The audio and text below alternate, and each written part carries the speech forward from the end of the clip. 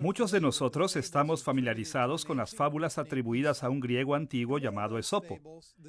En una de esas fábulas, La tortuga y la liebre, una liebre presumía constantemente de ser la más veloz de todos los animales. Así, cansada de la arrogancia de la liebre, una tortuga la desafió a una carrera. Obviamente, la liebre podía ganar fácilmente, pero por estar tan segura de su victoria, tomó una siesta a la mitad de la carrera. Y mientras la liebre estaba durmiendo, la tortuga cruzó la línea de meta antes que ella. De cierta manera, muchos cristianos que vivían en la ciudad de Corinto durante el primer siglo eran como la liebre de la fábula de Esopo. Así como la liebre se sentía ganadora antes de que la carrera hubiera terminado, muchos creyentes corintios se sentían ganadores antes de que la carrera de sus vidas cristianas hubiera terminado. Ellos veían su prosperidad terrenal y sus especiales dones espirituales y se engañaban creyendo que el Señor los había hecho superiores a todos los demás. Ellos pensaban que Dios los había bendecido mucho más que a otros cristianos que tenían menos tesoros terrenales y dones espirituales menos espectaculares. Esta es la cuarta lección en nuestra serie, El corazón de la teología de Pablo. Y hemos titulado esta lección, Pablo y los Corintios. En esta lección veremos cómo Pablo se dirigió a estos cristianos orgullosos en sus cartas, ahora conocidas como Primera y Segunda de Corintios. Aunque Pablo tenía muchos problemas específicos que tratar, él centró la mayor parte de su atención de esas cartas en la fuente principal de todos sus problemas, la creencia falsa de que algunos de ellos ya habían cruzado la meta de llegada de la vida cristiana, mientras que en realidad la carrera aún seguía. Nuestro estudio de Pablo y los Corintios se dividirá en tres partes. Primero, veremos el trasfondo de las cartas de Pablo a los Corintios. Segundo, examinaremos la estructura y contenido de Primera y Segunda de Corintios. Y tercero, veremos cómo las cartas de Pablo revelaron una de sus perspectivas teológicas centrales, su doctrina de los últimos días o su escatología.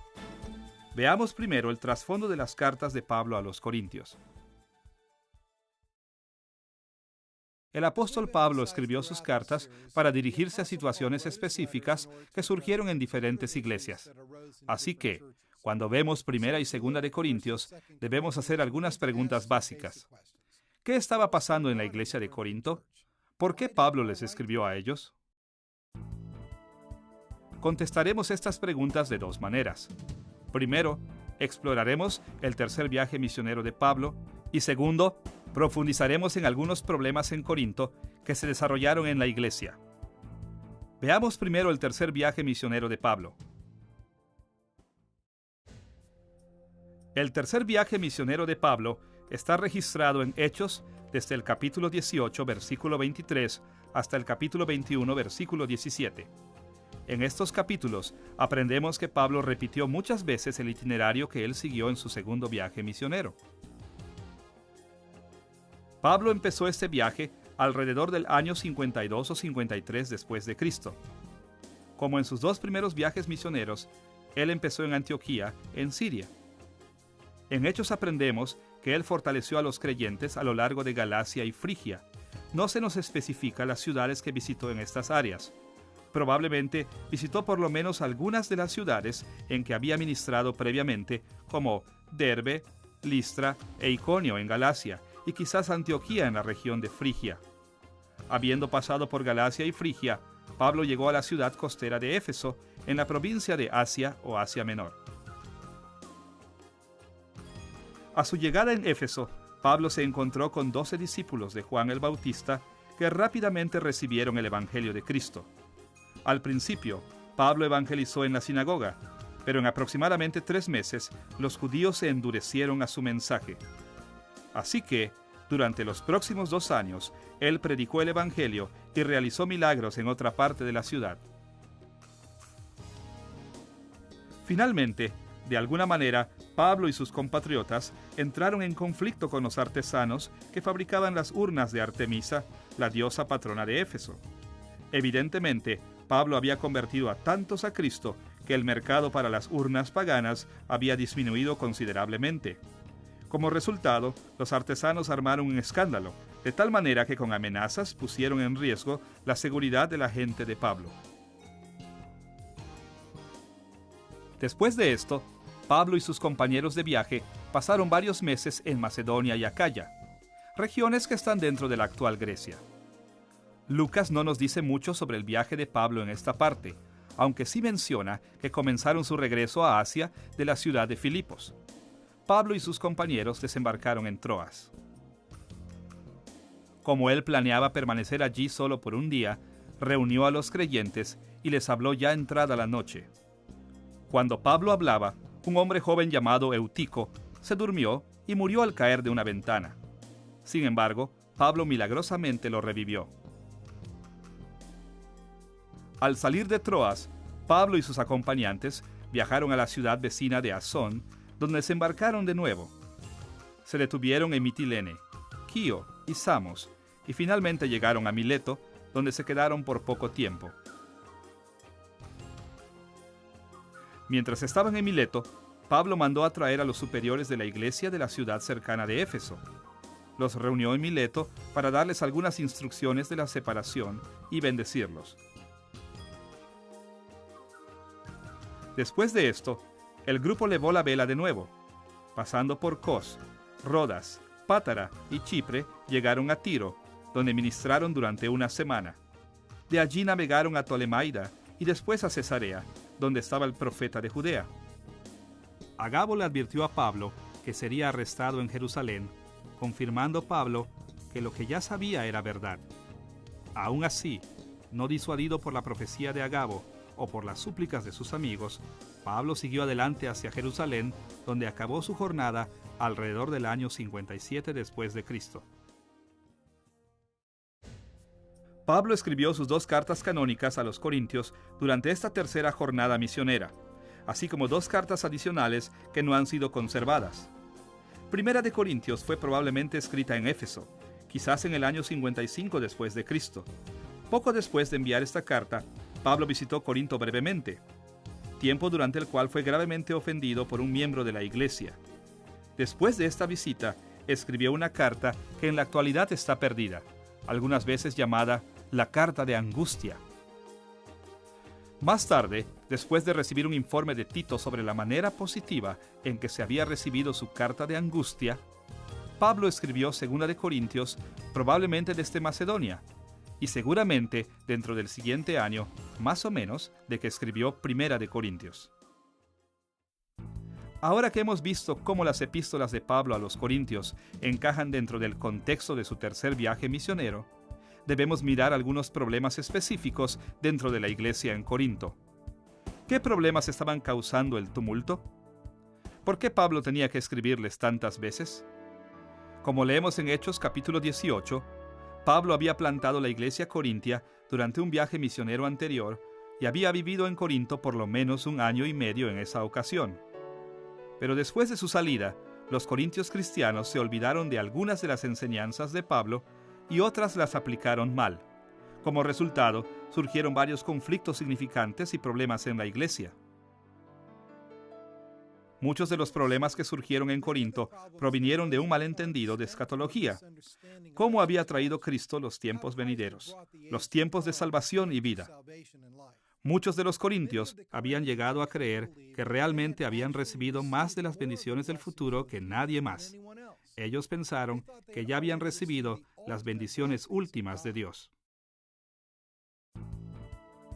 Para nuestros propósitos, veremos cómo este malentendido desencadenó 4 problemas eminentes. Primero, dañó las relaciones dentro de la iglesia. Segundo, la mala conducta sexual. Tercero, los abusos en el culto. Y cuarto, un rechazo a la autoridad de Pablo. Veamos primero el problema de las relaciones dañadas.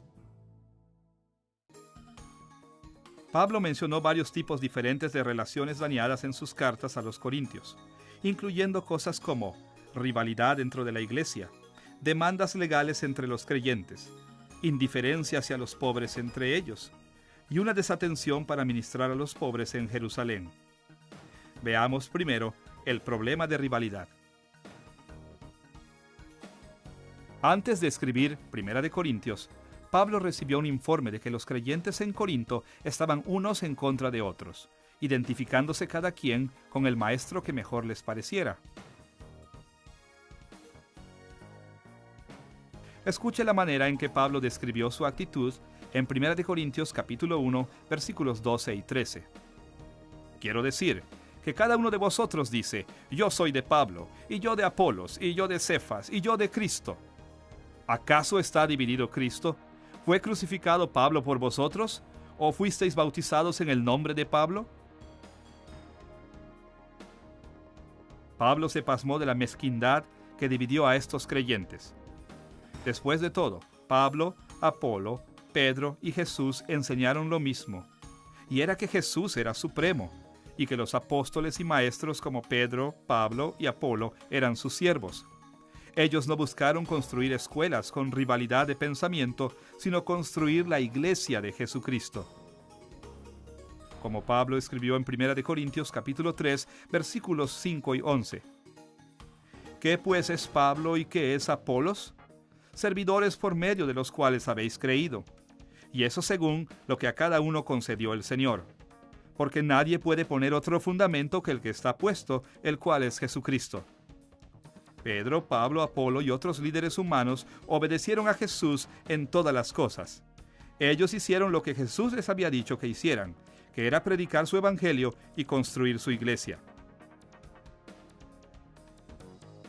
Tristemente, las divisiones en la iglesia no eran simplemente ideológicas. Resulta que los cristianos en Corinto estaban llevándose entre sí a la corte. Escuche cómo Pablo describió la situación en 1 Corintios capítulo 6, versículos 7 y 8. Así que, por cierto, es ya una falta en vosotros que tengáis pleitos entre vosotros mismos. ¿Por qué no sufrís más bien el agravio? ¿Por qué no sufrís más bien el ser defraudados? Pero vosotros cometéis el agravio y defraudáis, y esto a los hermanos.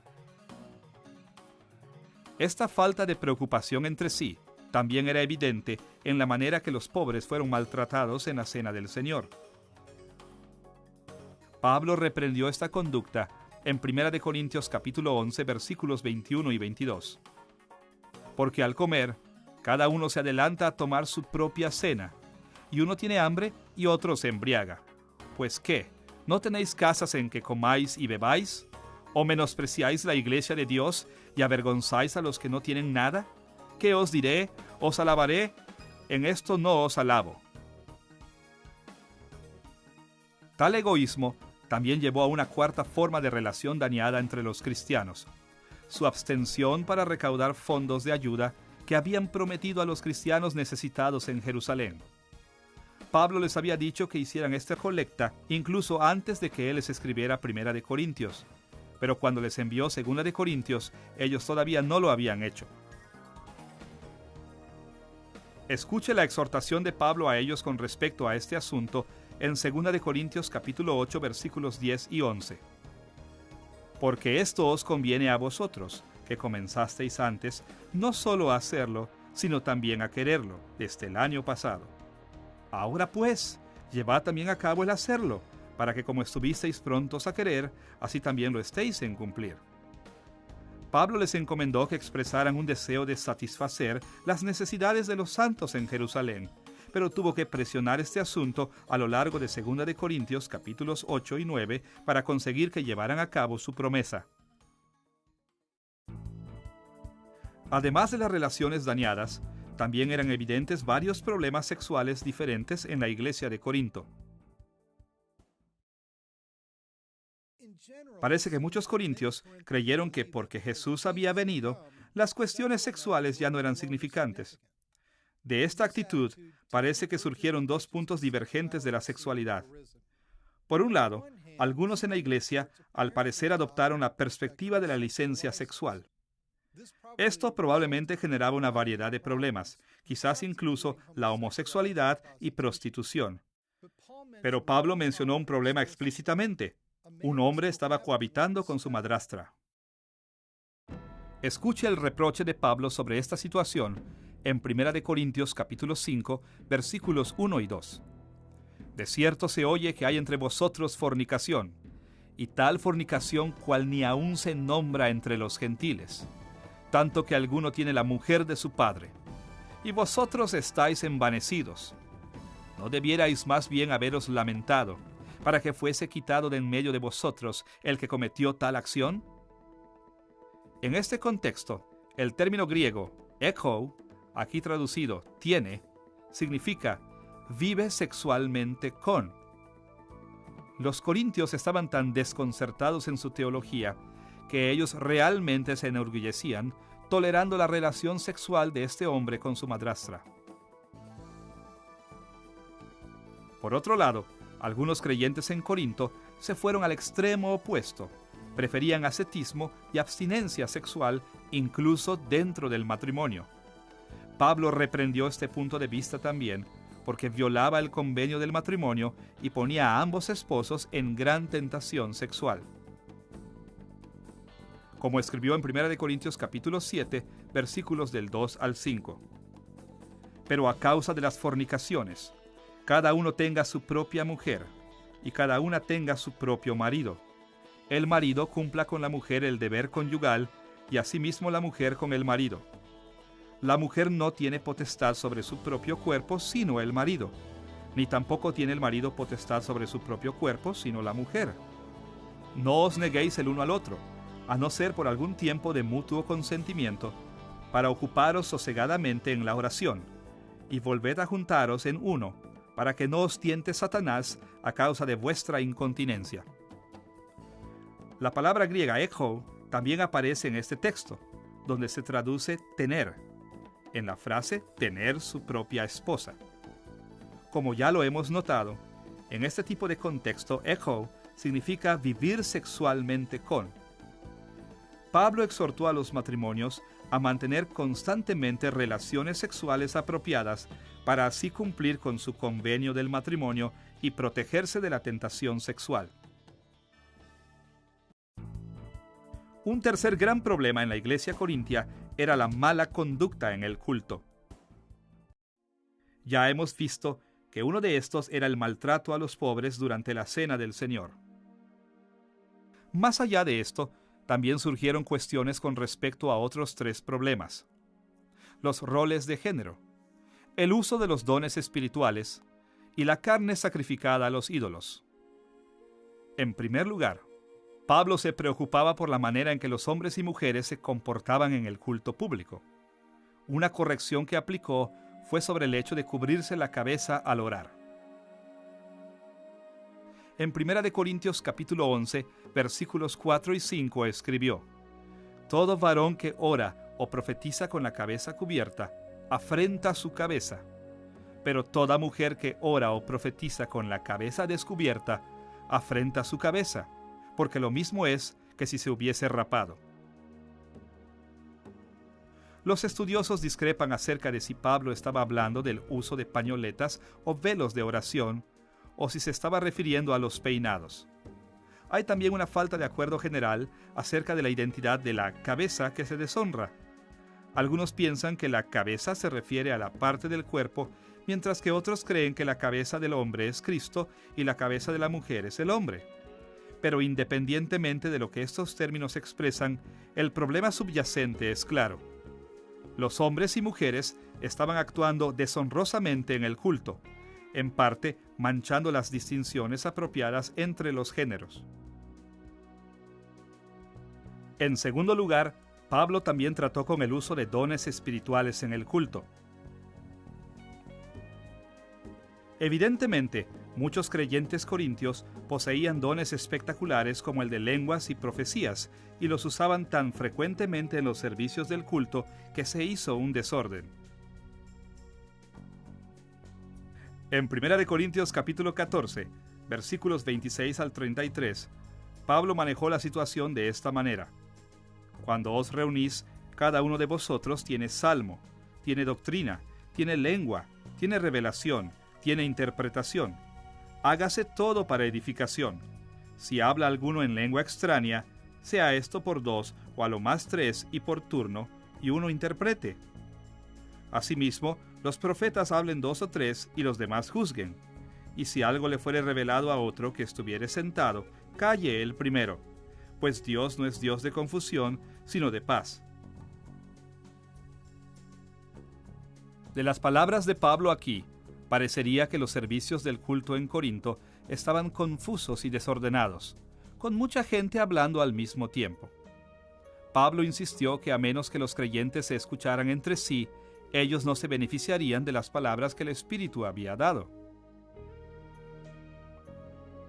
En tercer lugar, debemos mencionar el problema de la carne sacrificada a los ídolos.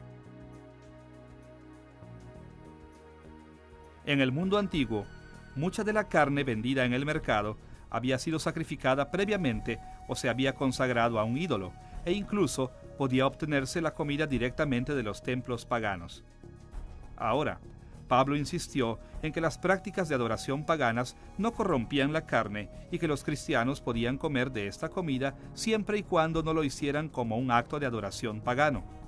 Pero también advirtió que los creyentes se comprometían a la idolatría cuando comían pensando que era malo. Él abordó este tema en 1 Corintios capítulo 8, versículo 7, escribiendo: «Pero no en todos hay este conocimiento, porque algunos, habituados hasta aquí a los ídolos, comen como sacrificado a ídolos, y su conciencia, siendo débil, se contamina». Simplificando, al comer carne que había sido sacrificada a los ídolos, los cristianos corintios, con muy poco entendimiento de teología, estaban mezclando la adoración de Cristo con la adoración de dioses paganos. Pablo también señaló que incluso los creyentes maduros pecaron cuando al comer sembraron confusión en sus hermanos más débiles. Como escribió en 1 Corintios capítulo 8 versículos 10 y 12, «Porque si alguno te ve a ti, sentado a la mesa en un lugar de ídolos, la conciencia de aquel que es débil, ¿no será estimulada a comer de lo sacrificado a los ídolos? De esta manera, pues, pecando contra los hermanos e hiriendo su débil conciencia, contra Cristo pecáis». Al no considerar a sus compañeros creyentes de esta manera, ellos eran en parte responsables por el pecado de los hermanos débiles. Podemos ver que Pablo estaba profundamente preocupado por una serie de abusos con la adoración de los corintios. Pero la raíz de todos estos problemas era que ellos eran egoístas y arrogantes. Ellos se negaron a dejar de complacerse, incluso cuando su indulgencia ocasionó que otros entraran en pecados terribles como la idolatría. Como veremos después en esta lección, esta negativa para honrar y respetar a otros era tan reprensible que a veces su adoración no tenía valor. El cuarto problema que debemos mencionar era el rechazo a la autoridad de Pablo como un apóstol. Este era quizás su mayor problema. Este problema aparece a lo largo de 1 y 2 de Corintios. Como ya hemos leído en 1 de Corintios capítulo 1 versículos 12 y 13, muchos en Corinto menospreciaban la autoridad de Pablo, levantando a otros líderes en rivalidad en sus diversos grupos de oposición. Lo que aún tenemos que ver es el hecho de que en ambas cartas Pablo tenía también que defender su posición de apóstol contra aquellos que buscaban desacreditarlo completamente. Por ejemplo, en 1 Corintios capítulo 9, versículos 1 al 3, escribió: «¿No soy apóstol? Si para otros no soy apóstol, para vosotros ciertamente lo soy, porque el sello de mi apostolado sois vosotros en el Señor. Contra los que me acusan, esta es mi defensa». Y en 2 de Corintios capítulo 12, versículos 11 y 12, él insistió: «Pues yo debía ser alabado por vosotros, porque en nada he sido menos que aquellos grandes apóstoles, aunque nada soy. Con todo, las señales de apóstol han sido hechas entre vosotros en toda paciencia por señales, prodigios y milagros». Algunos de los corintios se habían vuelto tan engreídos que negaban la autoridad del mismo apóstol que realmente los había convertido. Y en su lugar, ellos ponían a los llamados superapóstoles, quienes realmente no eran en absoluto apóstoles. Estos apóstoles falsos decían tener la misma autoridad que Pablo y que los otros apóstoles legítimos, y enseñaban un evangelio falso que estaba haciendo que muchos corintios pecaran en su manera de pensar y de vivir. En 2 de Corintios capítulo 11, versículos 12 al 15, Pablo criticó a estos hombres malos muy severamente. «Mas lo que hago lo haré aún, para quitar la ocasión a aquellos que la desean, a fin de que en aquello en que se glorían sean hallados semejantes a nosotros. Porque estos son falsos apóstoles, obreros fraudulentos, que se disfrazan como apóstoles de Cristo. Y no es maravilla, porque el mismo Satanás se disfraza como ángel de luz. Así que no es extraño si también sus ministros se disfrazan como ministros de justicia, cuyo fin será conforme a sus obras. Pablo desmintió a estos hombres con palabras sumamente fuertes, porque él sabía que sus mentiras podían tener consecuencias mortales. Si los corintios creían en los apóstoles falsos y rechazaban las enseñanzas de Pablo, ellos negarían a Cristo y al Evangelio. Así que podemos ver que Pablo enfrentó varios problemas al escribir a los corintios. Como veremos, estos problemas estuvieron en el pensamiento de Pablo a lo largo de Primera y Segunda de Corintios. Ahora que hemos visto algunos de los problemas importantes que forman el trasfondo de las epístolas de Pablo a la iglesia en Corinto, estamos listos para ver el contenido de estas cartas. Exploraremos brevemente cada carta canónica a los Corintios, resumiendo el contenido de sus secciones más importantes. Empecemos con Primera de Corintios. Primera de Corintios es realmente la segunda carta que conocemos que Pablo escribió a la iglesia en Corinto. En Primera de Corintios capítulo 5, versículo 9, Pablo indicó que existía una carta anterior al decir las palabras, os he escrito por carta. Los corintios también le enviaron una carta a Pablo que se menciona en Primera de Corintios capítulo 7, versículo 1, y en Primera de Corintios hay varias respuestas a situaciones mencionadas en la carta de la iglesia. Primera de Corintios está conformada por 4 secciones principales. Un saludo en el capítulo 1, versículos 1 al 3. Acción de gracias en el capítulo 1, versículos 4 al 9. La estructura principal que consta de las respuestas a las cartas e informes desde el capítulo 1, versículo 10, hasta el capítulo 16, versículo 12. Y un cierre en el capítulo 16, versículos 13 al 24. El saludo es considerablemente corto, enfatizando que la carta es de Pablo y Estéfanas, y que va dirigida a la iglesia en Corinto. También incluye una bendición corta que se utiliza como un saludo. La acción de gracias también es bastante corta. Expresa la gratitud de Pablo por la fe y el talento espiritual de los corintios y la confianza en su salvación. El cierre contiene varias exhortaciones generales, un endoso de Estéfanas y su casa, un saludo final, una bendición y una nota en la propia mano de Pablo que verifica la autenticidad de la carta. La estructura principal consiste en 2 grandes subdivisiones.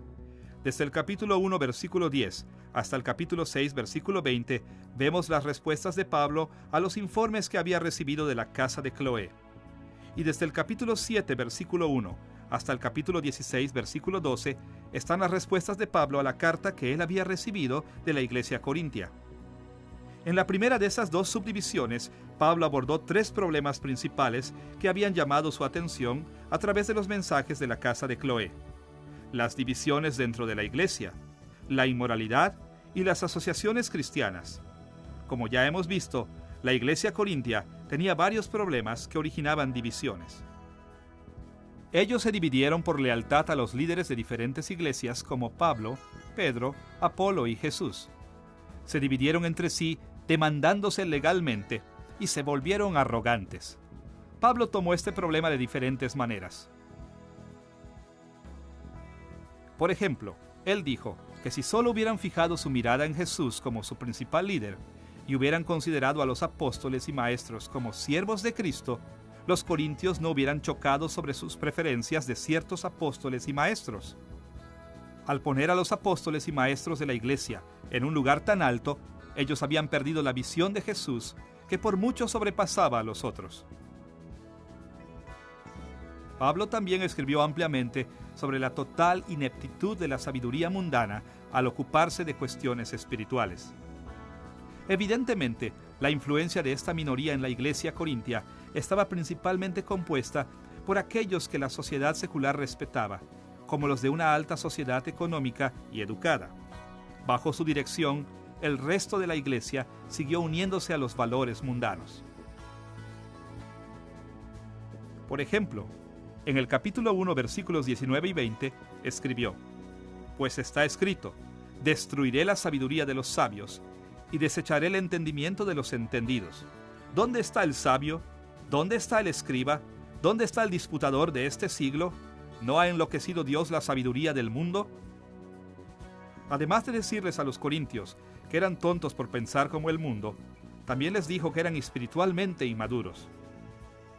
En el capítulo 3, versículos 1 y 2, escribió: De manera que yo, hermanos, no pude hablaros como a espirituales, sino como a carnales, como a niños en Cristo. Os di a beber leche y no vianda, porque aún no erais capaces, ni sois capaces todavía. En otras palabras, mientras los corintios divisivos se creían superiores por su sabiduría y madurez, en realidad no sabían casi nada y ni siquiera estaban cerca de calificar para guiar al pueblo de Dios. Sus valores mundanos los habían cegado a la verdad espiritual. Pablo también tomó a los corintios para hablarles sobre la inmoralidad que se le había reportado. Ya hemos mencionado el caso del hombre que estaba cohabitando con su madrastra. Pablo se dirigió a ese problema en el capítulo 5, versículos 1 al 13. Pero escribió más generalmente sobre el asunto en el capítulo 6, versículos 12 al 20, donde aprendemos que al parecer los corintios habían usado mal la frase «todo me es lícito». Pablo respondió directamente a este error calificando la frase en los versículos 12 y 13. «Todas las cosas me son lícitas, mas no todas convienen. Todas las cosas me son lícitas, mas yo no me dejaré dominar de ninguna. Pero el cuerpo no es para la fornicación, sino para el Señor, y el Señor para el cuerpo». Como hemos visto, algunos corintios pensaron que cualquier conducta sexual era permitida ahora que Jesús había venido. Ahora, en otra parte, en el capítulo 6, Pablo mencionó varios pecados sexuales que habían caracterizado a los corintios antes de su venida a Cristo, incluyendo fornicación, adulterio, prostitución de hombres y mujeres y homosexualidad. Es posible, aunque no un hecho, que sus declaraciones sobre la inmoralidad se hayan dirigido a los miembros de la iglesia corintia que aún practicaban estas actividades. Por lo menos, la tolerancia de la iglesia hacia el hombre que claramente cohabitó con su madrastra demostraba su negligencia en esta área. Finalmente, Pablo aclaró algunas de las instrucciones que previamente había dado a la iglesia acerca de las asociaciones cristianas. Él quería que mantuvieran una relación con los no creyentes en el mundo, pero que guardaran su distancia con los que se decían ser creyentes, pero tenían grandes pecados y traían una mala reputación al pueblo de Dios, como el hombre que vivía en una relación sexual con su madrastra.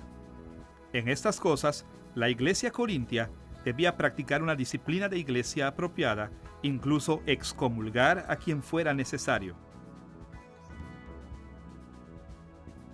Pablo resumió estas instrucciones en el capítulo 5, versículo 11.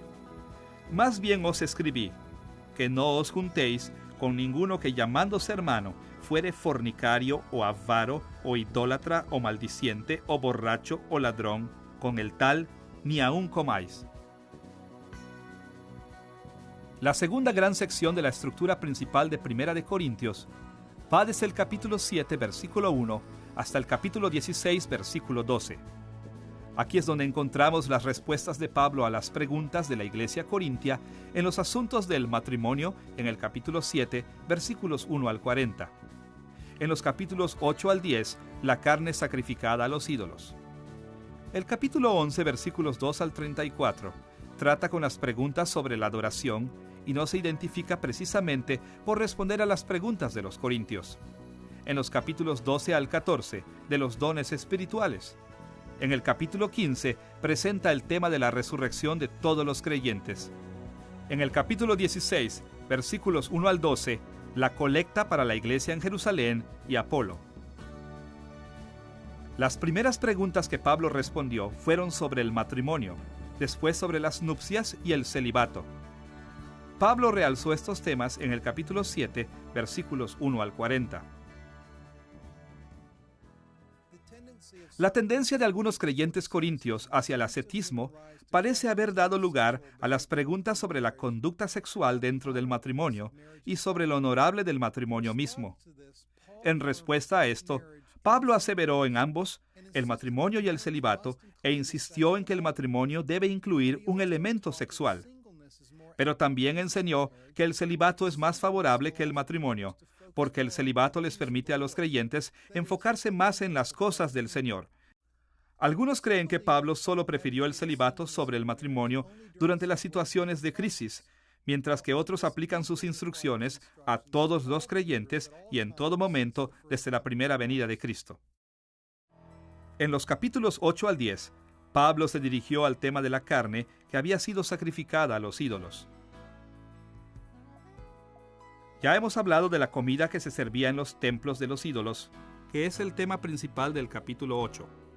Pero en la práctica común, en los templos paganos, no se comían ni servían toda la carne de los animales que mataban, y a menudo vendían el resto. Así que, en el capítulo 10, Pablo escribió sobre la carne comprada en el mercado. Él defendió a los creyentes que comían de esta carne, siempre y cuando no lo hicieran como un acto de culto pagano o en contra de su conciencia. Pero también les enseñó a no comer cuando sus acciones pudieran ser tomadas equivocadamente para la idolatría. En el capítulo 9, explicó su propio deseo de restringir esa libertad cristiana, pidiendo implícitamente a otros que hicieran lo mismo. En el capítulo 11, Pablo se enfocó en dos temas relacionados con la adoración: roles de género, lo cual mencionó en los versículos 2 al 16, y el maltrato a los pobres durante la Cena del Señor, con lo cual trató en los versículos 17 al 34. Ya hemos investigado estos dos temas, así que ya no vamos a hablar de ellos, más que mencionar que la misma arrogancia y egocentrismo por la que habían surgido grupos de oposición dentro de la iglesia, demandas, y que cristianos débiles tropezaran por lo que comían, habían también hecho que creyentes no se respetaran entre sí en la adoración. No nos sorprende que la solución de Pablo no fuera solo detener las conductas ofensivas, sino también cambiar actitudes del corazón. En los capítulos 12 al 14, Pablo abordó problemas relacionados al uso de dones espirituales. En el capítulo 12 explicó que el Espíritu Santo no dio los dones para reforzar la condición de los que los recibían o como un premio al que era recto. Más bien se los dio a las personas según las necesidades de la iglesia. En el capítulo 13, que normalmente es conocido como el capítulo de amor, Pablo explicó que todos los dones espirituales serían usados en amor y que si no se usaran de esta manera, no tendrían valor.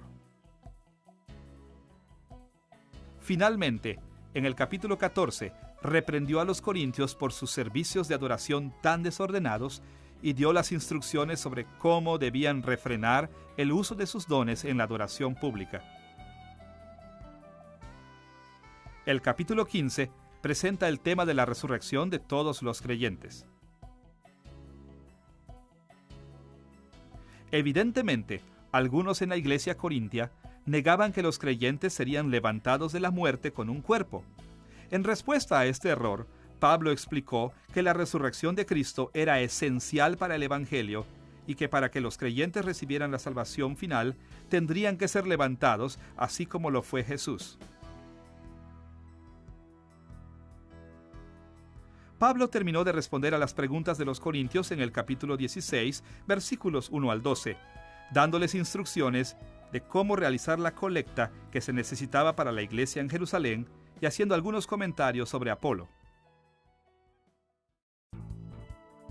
Ahora que hemos visto el contenido de Primera de Corintios, debemos centrar nuestra atención en el contenido de la segunda carta canónica de Pablo a los Corintios. Segunda de Corintios puede esquematizarse de varias maneras. Aquí hemos escogido 4 títulos principales para presentar su material. Un saludo en el capítulo 1, versículos 1 y 2. Una introducción en el capítulo 1, versículos 3 al 11. La estructura principal del capítulo 1, versículo 12 al capítulo 13, versículo 10. Y un cierre en el capítulo 13, versículos 11 al 14. El saludo establece que la carta es de Pablo y Timoteo e identifica a la iglesia en Corinto y los santos en la región circundante de Acaya como el público hacia el que estaba dirigida. Incluye una bendición corta que sirve como un saludo. El incluir una introducción no es algo típico de Pablo. Esta introducción en especial describe el intenso sufrimiento por el que Pablo estaba pasando por causa de su ministerio, así como el consuelo que recibió de Dios. Mientras esta sirve principalmente para hacer que los corintios simpaticen con los argumentos de Pablo, también ofrece un gran consuelo a todos los creyentes que sufren por causa del Evangelio. Incluso se refiere al Señor como Dios de toda consolación. Es más, anima a aquellos que sufren a que aprendan de sus experiencias cómo confortar a otros que sufren. El cierre es bastante breve. Consiste en algunas exhortaciones generales y un saludo final. La estructura principal constituye el contenido de la carta e incluye 5 subdivisiones mayores. Un argumento sobre la conducta de Pablo, del capítulo 1, versículo 12, al capítulo 2, versículo 11. Un argumento sobre el ministerio de Pablo, del capítulo 2, versículo 12, al capítulo 7, versículo 1. Las instrucciones con respecto a la colecta para Jerusalén, del capítulo 7, versículo 2, al capítulo 9, versículo 15.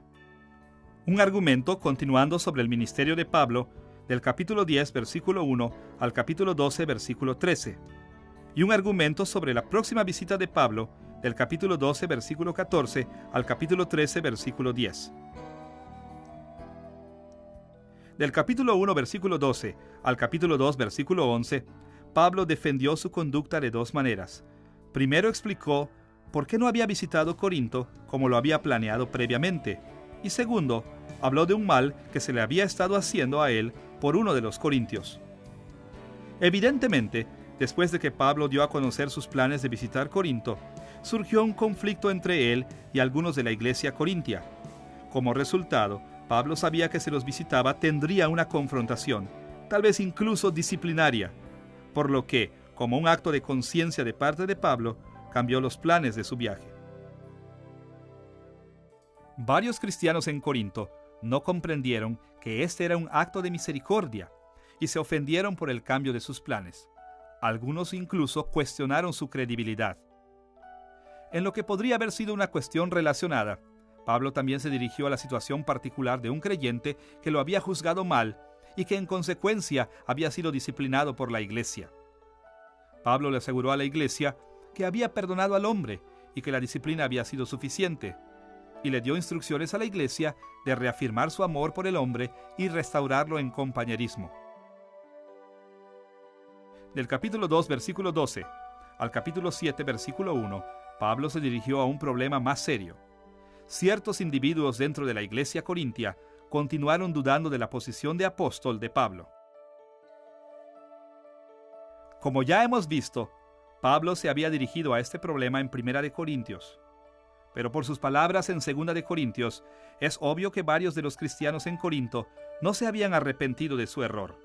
Así que Pablo presentó una extensa defensa por la naturaleza de su ministerio, proclamando que su llamado y su poder venían de Dios y dejando claro que si rechazaban su posición de apóstol tendrían graves consecuencias.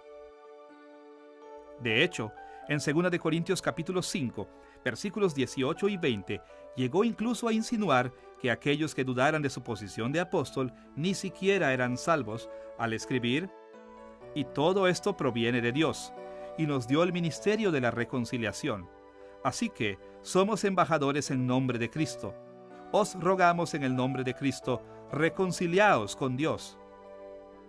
Aquellos que todavía no se han reconciliado con Dios llevan el peso de su propio pecado. Ellos no han sido perdonados. Y claro, el propio Jesús enseñó que rechazar a sus embajadores es rechazarlo a Él también. Como el Señor dijo a sus ministros en Lucas capítulo 10, versículo 16: El que a vosotros oye, a mí me oye. Y el que a vosotros desecha, a mí me desecha. Y el que me desecha a mí, desecha al que me envió. Este asunto era tan importante que Pablo usó mucho de esta carta para tocar este tema de varias maneras. Lo último que él deseaba para los corintios que tanto amaba era que perecieran por haber negado su evangelio. La tercera subdivisión consiste en instrucciones con respecto a la colecta para Jerusalén y abarca desde el capítulo 7, versículo 2, hasta el capítulo 9, versículo 15. En este tiempo, los cristianos en Jerusalén estaban en gran necesidad debido a una crisis de hambre en Judea. La iglesia corintia, junto con muchas otras iglesias, se había comprometido a enviar fondos para ayudarlos, pero los corintios no habían terminado la colecta de su contribución. Así que Pablo los comprometió en una discusión larga sobre el valor del sacrificio por causa de otros.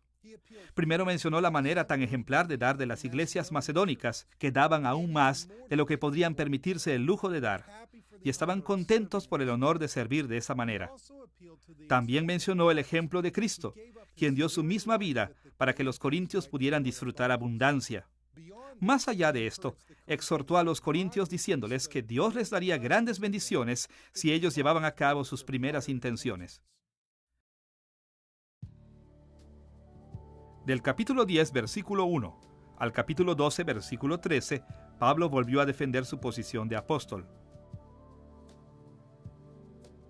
Pareciera que los corintios cristianos valoraban en sus líderes aquellos rasgos que eran muy respetados en el mundo, y como Pablo no exhibía estos rasgos, muchos en Corinto demeritaban su enseñanza y autoridad. Por ejemplo, los corintios aparentemente valoraban a los predicadores con experiencia y esperaban que sus líderes recibieran un sueldo en la iglesia. Ya que Pablo no era un orador profesional y financieramente se mantenía solo mientras estuvo en Corinto para no ser una carga para la iglesia, él fue considerado inferior. En respuesta a esta actitud, Pablo puso en claro su situación, tanto para reafirmar la legitimidad de su ministerio como para reprender a los corintios por sostener valores erróneos. Entre otras cosas, mencionó sus grandes sacrificios por causa del Evangelio y su propia experiencia de ver el cielo. Incluso siguió a la ofensiva, atacando y desacreditando a los apóstoles falsos que extendieron sus mentiras en Corinto, pero que no obstante llevaban credenciales terrenales que los corintios respetaban. De estos hombres, Pablo escribió en 2 de Corintios capítulo 11, versículos 13 y 14. Porque estos son falsos apóstoles, obreros fraudulentos, que se disfrazan como apóstoles de Cristo. Y no es maravilla, porque el mismo Satanás se disfraza como ángel de luz. Al llamar a los apóstoles falsos, servidores de Satanás, Pablo dejó claro que eran incrédulos y mentirosos, de la misma manera aquellos que los escucharon bajo su propio riesgo. Finalmente, en el capítulo 12, versículo 14 al capítulo 13, versículo 10, Pablo tocó el tema de su próxima visita. Ahora estaba planeando ir a Corinto sin importarle si eso sería motivo de crítica o no en la iglesia. Tristemente, él temía encontrar a muchos creyentes activos que habían sido advertidos sobre sus graves pecados, pero que se habían negado a arrepentirse. Pablo pidió a sus lectores que se examinaran para asegurarse de que ellos estaban en la fe. Escuche sus palabras en 2 de Corintios capítulo 13, versículo 5. Examinaos a vosotros mismos si estáis en la fe. Probaos a vosotros mismos. ¿O no os conocéis a vosotros mismos que Jesucristo está en vosotros, a menos que estéis reprobados?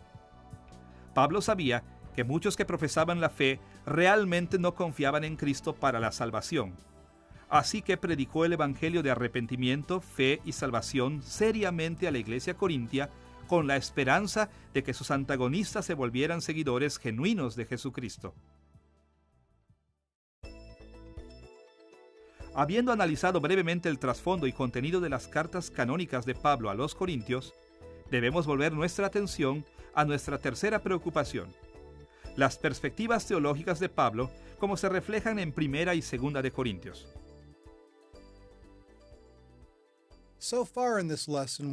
Hasta ahora en esta lección hemos analizado varios problemas específicos que Pablo abordó en 1 y 2 de Corintios. Y hemos insinuado que el escaso entendimiento de los corintios sobre la escatología influyó significativamente en todos estos problemas. Así que volveremos nuestra atención a la manera en que Pablo usó su doctrina de los últimos días o su escatología para corregir a su audiencia. Como lo hemos notado a lo largo de estas lecciones, la escatología de Pablo estaba arraigada a las perspectivas judías comunes en el plan de Dios para la historia. Durante el primer siglo, el conocimiento judío dominante era que el Antiguo Testamento dividía la historia en dos eras, esta era y los tiempos venideros.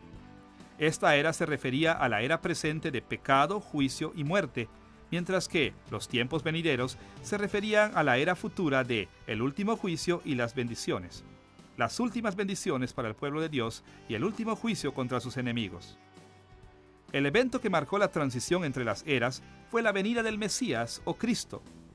Cuando el Mesías vino, se pensó que él finalizaría esta era y empezaría los tiempos venideros. Claro, los seguidores de Cristo, como Pablo y los otros apóstoles, reconocieron que la historia no se había desplegado precisamente de la manera en que la teología judía lo suponía.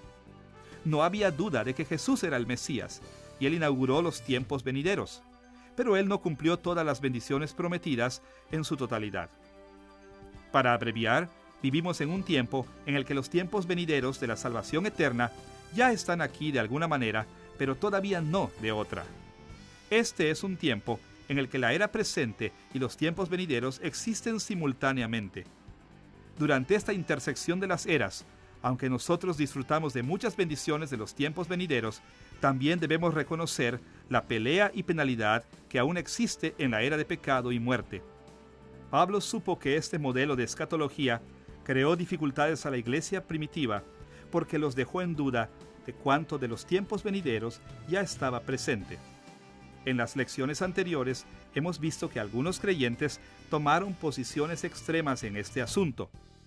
Por ejemplo, Tesalonicenses desarrolló lo que nosotros llamamos escatología sobreentusiasta, creyendo que en el futuro inmediato Jesús anularía la era presente y consumaría los tiempos venideros en toda su plenitud. Como resultado, ellos consideraban que la vida en esta era realmente no tenía ninguna importancia. Los Gálatas, por su lado, actuaron como si los tiempos venideros no hubieran llegado de ninguna manera significativa. Nosotros etiquetamos su error como escatología minimizada. Conforme veamos de cerca los problemas en Corinto y a las respuestas de Pablo hacia ellos, veremos que los corintios también habían fallado grandemente en la evaluación del plan de las eras. En sus mentes, la era presente de pecado y muerte había dejado de existir por completo, dejándolos en libertad de disfrutar la plenitud de la dádiva de los tiempos venideros. Su error estaba dentro de una escatología sobrerealizada.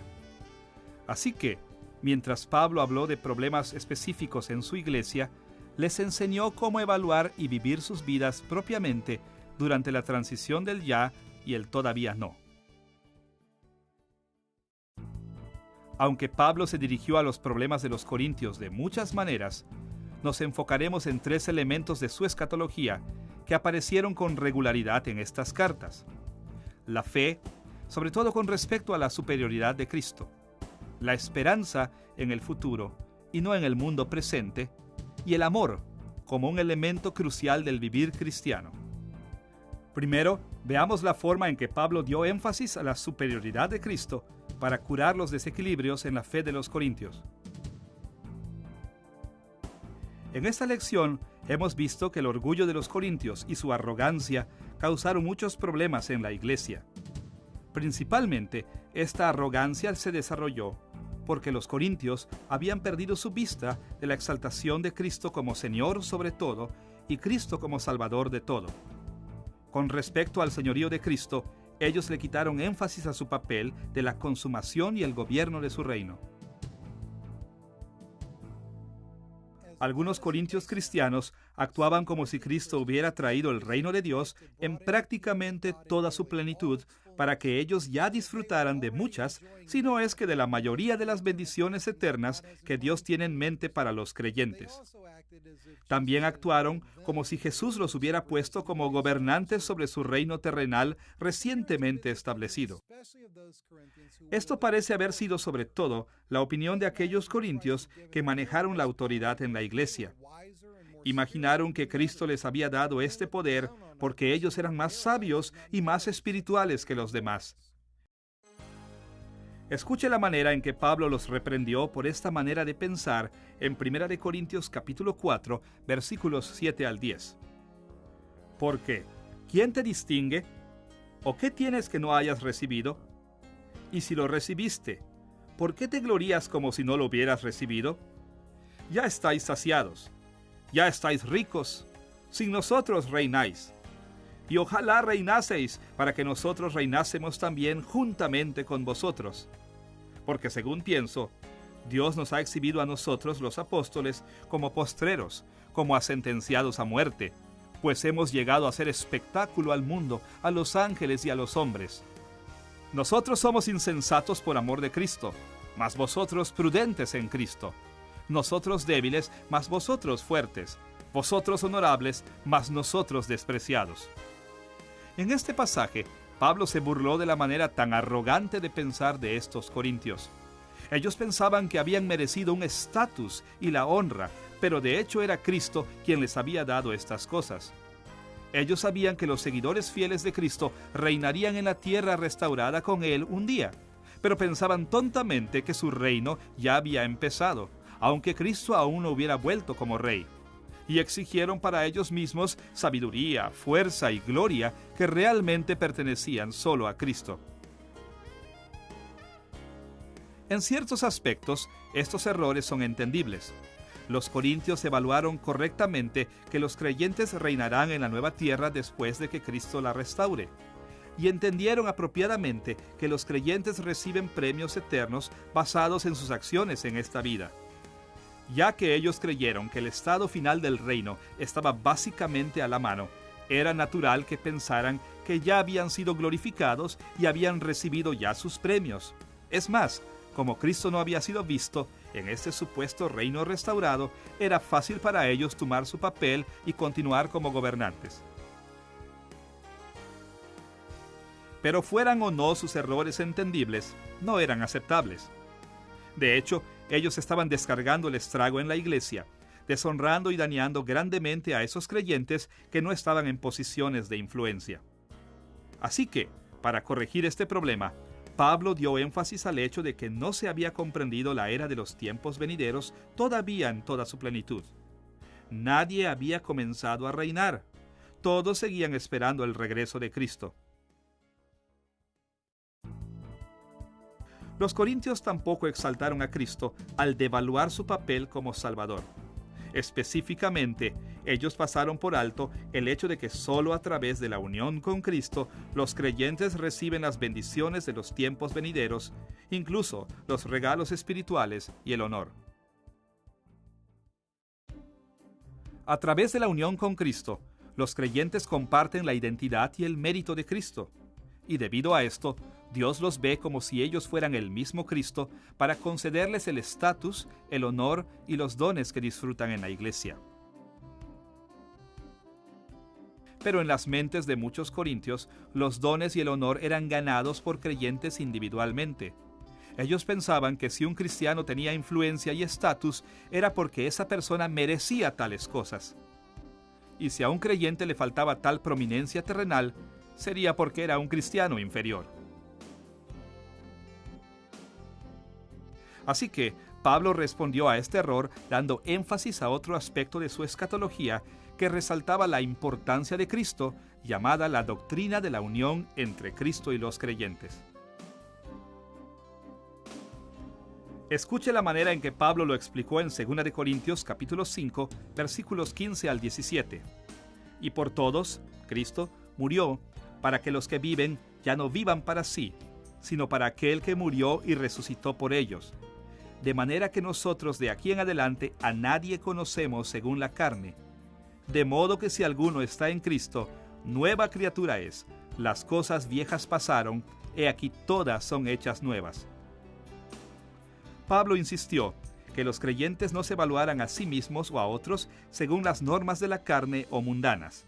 Más bien, él quería que vieran a todos los creyentes como personas que están unidas a Cristo y mostrarse entre sí el honor y amor que mostrarían al Señor. Escuche su consejo en esta materia en 1 Corintios capítulo 8, versículos 11 y 12. Y por el conocimiento tuyo se perderá el hermano débil por quien Cristo murió. De esta manera, pues, pecando contra los hermanos e hiriendo su débil conciencia, contra Cristo pecáis. Pablo enseñó que, debido a que los creyentes están unidos a Cristo, pecar contra un creyente es pecar contra Cristo. Y levantó el mismo tipo de argumento cuando enseñó que el privilegiado no debía avergonzar al pobre durante la cena del Señor. En 1 Corintios capítulo 11, versículos 24 al 27 escribió: Y habiendo dado gracias, lo partió, y dijo: Tomad, comed, esto es mi cuerpo que por vosotros es partido. Haced esto en memoria de mí. Asimismo, tomó también la copa después de haber cenado, diciendo: Esta copa es el nuevo pacto en mi sangre. Haced esto todas las veces que la bebiereis en memoria de mí. De manera que cualquiera que comiere este pan o bebiere esta copa del Señor indignamente, será culpado del cuerpo y de la sangre del Señor. Pablo recordó a los corintios que Jesús se había dado para todos ellos, no solo para el adinerado y poderoso. Y les recordó que era solo por medio de Cristo que todos los creyentes tenían igualdad, que habían recibido las bendiciones de los tiempos venideros. Finalmente, aclaró que participar en la cena de una manera indigna, esto es, maltratando a los pobres u otros creyentes durante la cena, era pecar contra el propio Jesús. Pablo continuamente señaló la unión con Cristo como una base para honrar, valorar y ministrar a otros creyentes. Él hizo esto en 1 Corintios capítulo 12, versículo 12, cuando escribió que los creyentes se necesitan entre sí, del mismo modo que las partes del cuerpo humano se necesitan. Lo hizo de nuevo en 2 Corintios capítulo 1, versículo 5, cuando animó a los creyentes a que compartieran la paz de Cristo. Nos faltaría tiempo si mencionáramos cada manera en la que Pablo expuso estas ideas en sus cartas a la iglesia en Corinto, por lo que tendremos que estar satisfechos con resumir su pensamiento de esta manera. Los creyentes participan en las bendiciones de los tiempos venideros solo por medio de la unión con Cristo. Cuando nosotros reconocemos esto, podemos dar la gloria apropiada a Cristo y podemos evitar muchos pecados arraigados en la arrogancia. Una segunda manera en la que Pablo intentó corregir la escatología de los corintios fue recordándoles la naturaleza provisional de sus bendiciones en el mundo presente. Aunque los corintios disfrutaban de muchas bendiciones de los tiempos venideros, la era presente de pecado y muerte aún no había terminado. Por ejemplo, en 1 Corintios capítulo 7, versículo 31, Pablo escribió: «Porque la apariencia de este mundo se pasa». E hizo una declaración similar en 1 Corintios capítulo 2, versículo 6, cuando escribió: «Hablamos sabiduría entre los que han alcanzado madurez, y sabiduría no de este siglo, ni de los príncipes de este siglo que perecen». Y en 1 Corintios capítulo 15, versículo 50, agregó: «Pero esto digo, hermanos, que la carne y la sangre no pueden heredar el reino de Dios, ni la corrupción hereda la incorrupción». Claro que los corintios sabían que eran de carne y sangre, así que esto les indicaba que no podían en su estado actual recibir todos sus premios eternos. Igualmente, Pablo argumentó en 1 Corintios capítulo 4, versículo 8, «Y ojalá reinaseis», que los corintios no habían empezado a reinar con Cristo todavía. Ese sería otro aspecto de vida en la llenura de los tiempos venideros. Quizás el argumento más largo que Pablo hizo, que aplica directamente a la doctrina de esperanza, puede encontrarse en 1 Corintios capítulo 15. Allí Pablo refutó a aquellos que negaron la resurrección corporal futura de todos los creyentes. Como hemos visto, Por lo menos algunos miembros de la iglesia de los Corintios creían que ya estaban disfrutando de la mayoría, si no es que de todos los beneficios de los tiempos venideros. Creían que ya no tenían nada que buscar. Pero en 1 Corintios capítulo 15, Pablo aclaró que algunos grandes eventos aún deben ocurrir y algunos cambios increíblemente significativos aún deben tomar lugar antes de que los tiempos venideros lleguen a su plenitud. Él resumió estos cambios en 1 Corintios capítulo 15, versículos 22 al 24. Porque así como en Adán todos mueren, también en Cristo todos serán vivificados, pero cada uno en su debido orden. Cristo, las primicias, luego los que son de Cristo en su venida. Luego el fin, cuando entregue el reino al Dios y Padre, cuando haya suprimido todo dominio, toda autoridad y potencia. Los creyentes deben levantarse de la muerte, así como Cristo lo ha hecho, pero su resurrección no tendrá lugar hasta que Cristo vuelva. Entonces pasarán la eternidad con Él en sus cuerpos glorificados. El regreso de Cristo y la resurrección de los creyentes señalarán el fin de estos tiempos con su gobierno, su autoridad y su poder. Como Cristo no había vuelto todavía y la resurrección no había tenido lugar aún, los corintios, a pesar de lo que pensaban, todavía no estaban viviendo en gloria. Tal como lo escribió en 1 Corintios capítulo 15, versículo 19. Si en esta vida solamente esperamos en Cristo, somos los más dignos de conmiseración de todos los hombres. Simplemente hablando de la naturaleza provisional del mundo presente, Pablo esperó darles una perspectiva realista a los corintios en sus vidas y su iglesia, y esperó que esta nueva perspectiva los llevara a arrepentirse de su arrogancia y pecado. La última de las perspectivas teológicas de Pablo que mencionaremos es la importancia del amor. Pensamos en el amor como el resumen de toda la ley de Dios o como el mayor de los mandamientos, pero no como un elemento de escatología. Si bien es cierto que el amor es tan importante en los tiempos actuales como en los tiempos venideros, también es verdad que para Pablo el amor era lo que nosotros podríamos llamar una virtud escatológica, es decir, era un elemento importante en su teología de los últimos días. Por ejemplo, considere el argumento de Pablo sobre el valor permanente del amor encontrado en su famoso capítulo del amor, 1 Corintios capítulo 13. En los versículos 8 al 10 de ese capítulo escribió: El amor nunca deja de ser, pero las profecías se acabarán, y cesarán las lenguas, y la ciencia acabará. Porque en parte conocemos y en parte profetizamos, mas cuando venga lo perfecto, entonces lo que es en parte se acabará.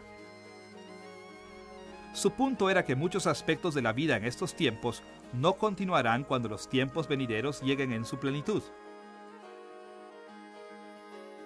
Ni profecía, ni dones de conocimiento servirán de nada cuando las cosas de las que hablan estén justo delante de nuestras caras. De la misma manera, incluso las grandes virtudes cristianas como la fe y la esperanza no tendrán ningún lugar real en la plenitud de los tiempos venideros. De todos los dones espirituales y virtudes cristianas que Pablo menciona en este capítulo, solo el amor seguirá siendo manifestado y valorado en la plenitud de los tiempos venideros. Amamos ahora y amaremos entonces. Somos amados ahora y seremos amados entonces. El amor en sí es parte de las bendiciones de los tiempos venideros. De hecho, es la principal expresión de esas bendiciones. Pero, ¿cómo aplicó Pablo la virtud escatológica del amor a los problemas en Corinto? Bien, ya hemos visto varias maneras en que lo ha hecho. Por ejemplo, animó a los creyentes con mayor conocimiento a abstenerse de comer en los templos de ídolos, ya que los cristianos débiles podrían caer en la idolatría al ver esta conducta. Introdujo el tema con estas palabras en 1 Corintios capítulo 8, versículo 1.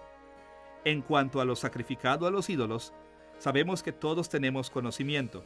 El conocimiento envanece, pero el amor edifica. En otras palabras, su enseñanza sobre no comer la comida de los ídolos realmente era una enseñanza sobre cómo amar. Pablo también habló fuertemente del amor al defender su posición de apóstol.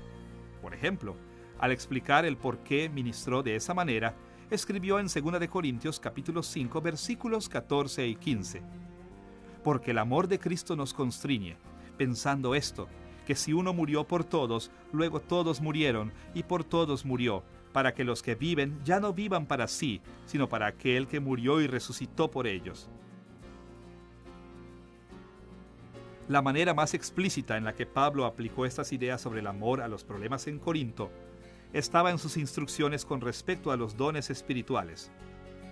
Aunque el Espíritu Santo había dado dones a los corintios de tremendas maneras, la vanidad de aquellos con los dones más espectaculares, como el de lenguas y de profecía, los llevó a minimizar a muchos que tenían dones menos emocionantes. Y una de las maneras en que Pablo esperaba remediar esta situación era señalando que todos los dones, espectaculares o no, son inútiles e incómodos si no se ejercen en el amor. Como escribió en 1 de Corintios capítulo 13, versículos 1 al 2. Si yo hablase lenguas humanas y angélicas, y no tengo amor, vengo a ser como metal que resuena, o címbalo que retiñe. Y si tuviese profecía, y entendiese todos los misterios, y toda ciencia, y si tuviese toda la fe, de tal manera que trasladase los montes, y no tengo amor, nada soy.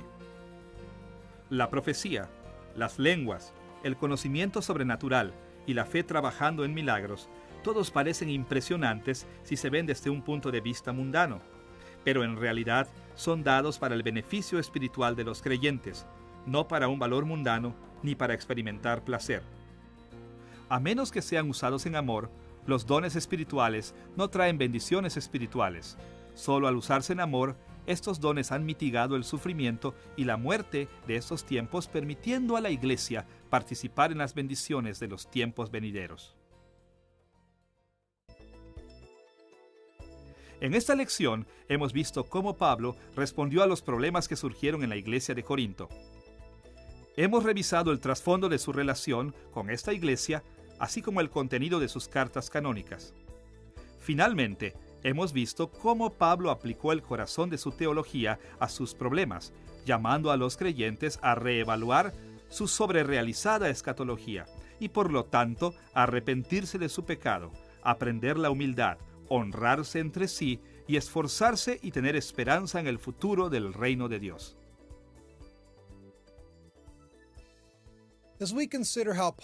Cuando consideramos cómo Pablo manejó la iglesia corintia, nos damos cuenta de que su escatología era un elemento esencial en las soluciones a sus problemas y también de que puede instruirnos hoy.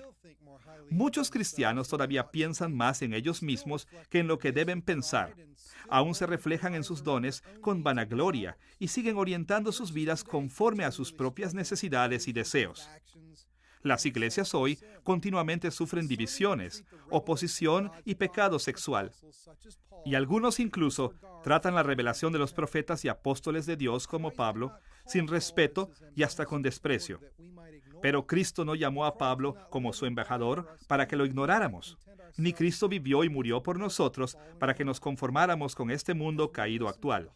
Conforme escuchamos al corazón de la teología de Pablo, nos exhorta, tal como exhortó a los corintios, a amarnos los unos a los otros y a enfocarnos en Cristo mientras esperamos la consumación de los tiempos a su regreso.